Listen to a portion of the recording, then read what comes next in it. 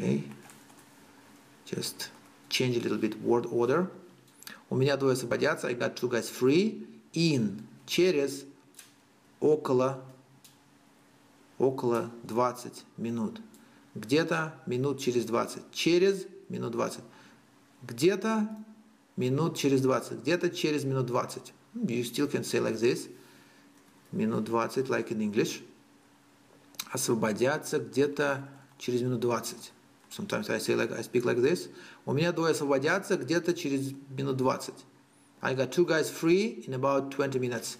But here, free is an adjective, and in Russian, this one, освободятся, as a verb. So sometimes it's not the same, and sometimes it's absolutely impossible to do it the same. Understand? Okay. 77.